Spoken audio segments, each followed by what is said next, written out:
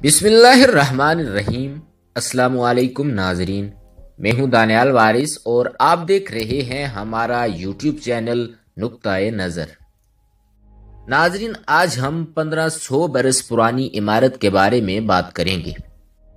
ایک ایسی عمارت جس نے کئی سلطنتوں کا عروج و زوال دیکھا، کئی ملکوں کے نام بدلتے دیکھے اور سب سے بڑھ کر اس عمارت نے اپنی پہچان بھی بدلتی دیکھی۔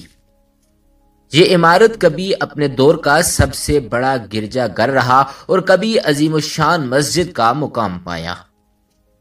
ناظرین، جتنی اس عمارت کی عمر ہے اس سے زیادہ اس عمارت سے جڑی کہانیاں ہیں۔ ہم بات کر رہے ہیں ترکی کے خوبصورت شہر استنبول میں واقع عمارت آیا صوفیہ کی۔ ناظرین، آج کی ویڈیو میں ہم آپ کو آیا صوفیہ مسجد کی تاریخی حیثیت کے بارے میں بتائیں گے اور بتائیں گے کہ اس عمارت کو کس نے تعمیر کروایا تھا۔ یہ عمارت اصل میں مسجد ہے یا پھر گرجا گھر، اور اس مسجد پر کس کا حق ہے، مسلمانوں کا یا پھر عیسائیوں کا؟ یہی ہماری آج کی ویڈیو کا موضوع ہوگا، مگر ویڈیو کا باقاعدہ آغاز کرنے سے پہلے اگر آپ ہمارے چینل نقطہ نظر پر نئے ہیں تو برائے مہربانی ہمارے چینل کو سبسکرائب کریں، جہاں آپ کو دنیا بھر کی تاریخی اور منفرد معلومات پر مبنی ویڈیوز ملتی رہیں گی۔ ناظرین، آیا صوفیہ استنبول میں واقع ایک تاریخی عبادت گاہ ہے جو ماضی میں یونانی راسخ العقیدہ مسیحی کیتھیڈرل، رومی کیتھولک کیتھیڈرل، عثمانی مسجد اور سیکولر میوزیم کے طور پر استعمال ہوتی تھی۔ 10 جولائی 2020 کو ترکی صدر رجب طیب اردوغان نے حکم دیا کہ اس کو دوبارہ مسجد کے طور پر بحال کیا جائے۔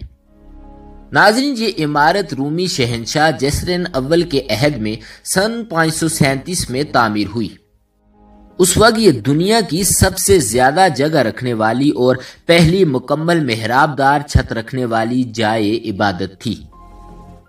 اس عمارت کو بازنطینی فن تعمیر کا نچوڑ سمجھا جاتا ہے اور کہا جاتا ہے کہ اس کی تعمیر سے فن تعمیر کی تاریخ بدل گئی۔ ناظرین، آیا صوفیہ سلطان محمد فاتح کے ہاتھوں فتح قسطنطنیہ ہونے تک مسیحیوں کا دوسرا سب سے بڑا مذہبی مرکز بنا رہا۔ تقریباً 5ویں صدی عیسوی سے مسیحی دنیا 2 بڑی سلطنتوں میں تقسیم ہو گئی تھی۔ ایک سلطنت مشرق میں تھی جس کا پایہ تخت قسطنطنیہ تھا اور وہاں کا سب سے بڑا مذہبی پیشوا پیٹریارک کہلاتا تھا، اور دوسری بڑی سلطنت مغرب میں تھی جس کا مرکز روم یعنی موجودہ اٹلی تھا۔ یورپ کا بیشتر علاقہ اس کے زیر نگیں تھا اور یہاں کا مذہبی پیشوا پوپ یا پاپا کہلاتا تھا۔ ان دونوں سلطنتوں میں ہمیشہ سیاسی اختلافات کے علاوہ مذہبی اور فرقہ وارانہ اختلافات جاری رہے۔ مغربی سلطنت جس کا مرکز روم تھا وہ رومن کیتھولک کلیسا فرقے کی تھی، اور مشرقی سلطنت آرتھوڈوکس کلیسا فرقے کی تھی۔ آیا صوفیہ کا چرچ یہ آرتھوڈوکس کلیسا کا عالمی مرکز تھا۔ یہی وجہ تھی کہ نصف مسیحی دنیا اس کو اپنی مقدس ترین عبادت گاہ سمجھا کرتی تھی۔ ناظرین، آیا صوفیہ اس لحاظ سے بھی اہم تھا کہ وہ روم کے کیتھولک کلیسا کے مقابلے میں زیادہ قدیم تھا۔ تقریباً 1000 سال تک یہ عمارت اور کلیسا پورے عالم عیسائیت کے مذہبی اور روحانی مرکز کے طور پر استعمال ہوتی رہی۔ مسیحیوں کا یہ عقیدہ بن چکا تھا کہ یہ کلیسا کبھی ان کے قبضے سے نہیں نکلے گا۔ اس سے ان کے مذہبی اور قلبی لگاؤ کا یہ عالم تھا کہ اب بھی آرتھوڈوکس کلیسا کا سربراہ اپنے نام کے ساتھ سربراہ کلیسائے قسطنطنیہ لکھتا آیا ہے۔ آیا صوفیہ کی بنیاد 3 صدی عیسوی میں اسی رومی بادشاہ قسطنطین نے ڈالی تھی جو روم کا پہلا عیسائی بادشاہ تھا۔ قسطنطین نے اس جگہ 360 عیسوی میں ایک لکڑی کا بنا ہوا کلیسا تعمیر کیا۔ 6 صدی میں 2 گروہوں کے مابین لڑائی کے باعث یہ کلیسا نظر آتش کر دیا گیا۔ جب یہ کلیسا جل گیا تو اسی جگہ کیسر جسٹین اول نے 532 عیسوی میں اسے پختہ تعمیر کرنا شروع کیا، اور اس کی تعمیر 5 سال 10 مہینے میں مکمل ہوئی۔ 10,000 بہترین آرکیٹیکچر اس کی تعمیر میں مصروف رہے اور اس پر 10 لاکھ پاؤنڈ خرچ آیا۔ اس کی تعمیر میں کیسر نے دنیا کے بہترین سنگ مرمر استعمال کیے۔ تعمیر میں دنیا کے خاص مصالحے استعمال کیے گئے۔ دنیا بھر کے کلیساؤں نے اس کی تعمیر میں بہت سے نوادر نذرانے کے طور پر پیش کیے۔ ایک روایت کے مطابق جب جسٹن اول اس کی تکمیل کے بعد پہلی بار اس میں داخل ہوا تو اس نے کہا، سلیمان میں تم پر سبقت لے گیا۔ یہ جملہ نبی سلیمان علیہ السلام کے ذریعے بیت المقدس کی تعمیر پر تکبرانہ اور گستاخانہ جملہ تھا۔ جب 1453 میں عثمانی سلطان محمد فاتح نے قسطنطنیہ کو فتح کیا اور بازنطینیوں کو شکست ہو گئی تو اس شہر کے مذہبی رہنماؤں اور راسخ العقیدہ عیسائیوں نے اس کلیسا میں اس خیال سے پناہ لے لی تھی کہ کم از کم اس عمارت پر دشمن کا قبضہ نہیں ہو سکے گا۔ گرجا گھر کی تمام زمینی اور بالائی گیلریاں پاپوں، شوہروں، عورتوں، بچوں، پادریوں اور راہبوں کی بھیڑ سے بھر گئی تھیں۔ کلیسا کے دروازوں کے اندر اتنا رش تھا کہ اس میں داخلہ ممکن نہ رہا تھا، لیکن ترک عثمانی فوج اس ستون سے بھی آگے بڑھ کر صوفیہ کلیسا کے دروازے تک پہنچ گئے۔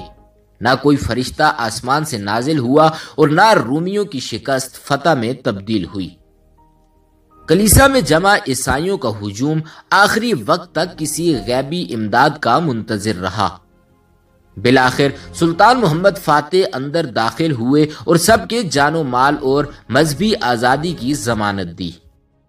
فتح کے دن فجر کی نماز کے بعد سلطان محمد فاتح نے یہ اعلان کیا کہ انشاءاللہ ہم ظہر کی نماز آیا صوفیہ میں ادا کریں گے۔ چنانچہ یہ کلیسا اسی دن فتح ہوا اور اس کی زمین پر پہلی بار نماز ظہر ادا کی گئی اور اس کے بعد پہلا جمعہ بھی یہیں ادا کیا گیا۔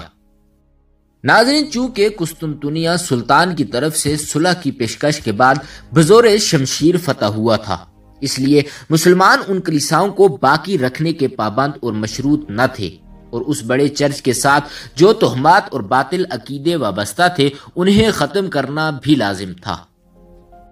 علاوہ ازیں سب سے اہم وجہ یہ تھی کہ آیا صوفیہ چرچ صرف مذہبی رسومات کی عبادت گاہ نہیں بلکہ وہ ایک سیاسی اور عسکری مرکز بھی تھا۔ مسیحی جنگوں کے منصوبہ جات وہیں تشکیل پاتے تھے اور وہاں سے پوپوں کے ذریعے مسیح حکمرانوں اور بادشاہوں کو متحد کیا جاتا تھا۔ انہی سب وجوہات کی بنا پر سلطان محمد فاتح نے اس چرچ کو مسجد میں تبدیل کرنے کا ارادہ کیا۔ چنانچہ اس عمارت کو مال کے ذریعے خریدا گیا۔ اس میں موجود تمام تصاویر کو مٹا دیا گیا اور محراب کا رخ قبلہ کی جانب موڑ دیا گیا۔ اس کے بعد یہ مسجد جامعہ آیا صوفیہ کے نام سے مشہور ہوئی اور اس میں سلطنت عثمانیہ کے خاتمے تک تقریباً 500 سال تک پنجگانہ نماز ادا ہوتی رہی۔ آیا صوفیہ کی عمارت فتح قسطنطنیہ کے بعد 481 سال تک مسجد اور مسلمانوں کی عبادت گاہ رہی، لیکن سلطنت عثمانیہ کے خاتمے کے بعد جب مصطفیٰ کمال اتاتürk ترکی کا سربراہ بنا تو اس نے مسجد میں نماز بند کر کے اسے عجائب گھر بنا دیا۔ 31 مئی 2014 کو ترکی میں نوجوانان اناطولیہ نامی ایک تنظیم نے مسجد کے میدان میں فجر کی نماز کی مہم چلائی جو آیا صوفیہ کی مسجد بحالی کے مطالبے پر مبنی تھی، لیکن اس وقت کے وزیر اعظم کے مشیر نے بیان دیا تھا کہ ابھی آیا صوفیہ کو مسجد میں بحال کرنے کا کوئی ارادہ نہیں ہے۔ 10 جولائی 2020 کو ترکی کی عدالت عظمیٰ نے آیا صوفیہ کو مسجد میں تبدیل کرنے کی قرارداد کو منظور کیا اور عجائب گھر کی حیثیت منسوخ کر کے سرکاری طور پر مسجد بحالی کا فیصلہ صادر کیا۔ آیا صوفیہ کو میوزیم کے بعد دوبارہ مسجد میں بحال کرنے کے فیصلے پر روس، امریکہ سمیت دوسرے کئی عیسائیوں نے ترکی کو آنکھیں دکھانے کی کوشش کی، لیکن موجودہ ترکی صدر رجب طیب اردوغان نے ان کو منہ توڑ جواب دیا کہ ترکی کو تم چلاتے ہو یا ہم۔ ناظرین، اس امید کے ساتھ اجازت چاہتے ہیں کہ آپ کو ہماری آج کی یہ ویڈیو پسند آئی ہوگی۔